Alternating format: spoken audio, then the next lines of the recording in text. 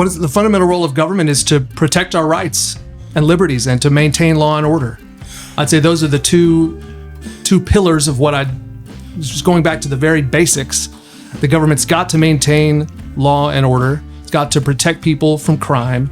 And then it's got to preserve their rights and preserve their liberties, which come from God, not from the government. My faith in Jesus Christ is an integral part of who I am. And when you put on a robe as a judge, you need to treat everyone equally. You need to treat everyone fairly. You need to be a neutral arbiter of the cases that come before the court. But you're still a human being. And you bring your judgment and your sense of right and wrong to the table.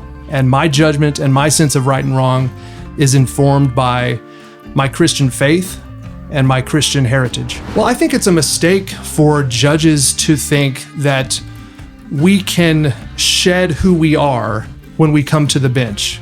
I think as a judge, you need to understand who you are.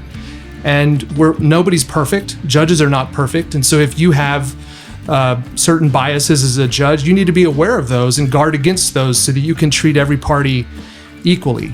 But if you have core convictions and beliefs about right and wrong and what's true and what's false and what's beautiful and what's ugly, right, those are things that you bring to the table and are part of your judgment as a discerning human being that you exercise on the bench. I would say generally yes, except you use the word authoritative, which might go a little bit too far because of course our job is to understand the original meaning of the Constitution. Right. What it would have meant to the people who enacted it at the time they enacted it. And its meaning doesn't change because the times change. The Constitution means the same thing yesterday, today, and tomorrow unless the people change it. Like the Bible. The Federalist Papers, like the Bible, that's right.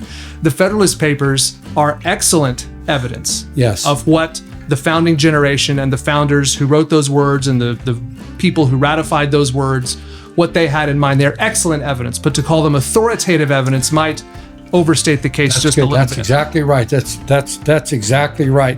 And I believe that if people want to be constitutional scholars, like lay people like myself that are not lawyers or whatever, they should read the Federalist Papers. It's just like if people want to understand the Bible, you should read Josephus's book on the War of Gods, War of the Jews.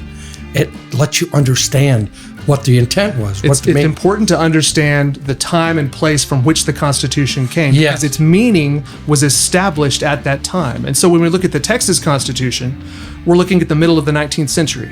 Much of it came from nationhood in 1836, then statehood in 1845, and then in 1876 after the Civil War. A lot of it was changed, but some of the older provisions remained. And so you're looking at that time period, that mindset, that society and culture that existed at that time.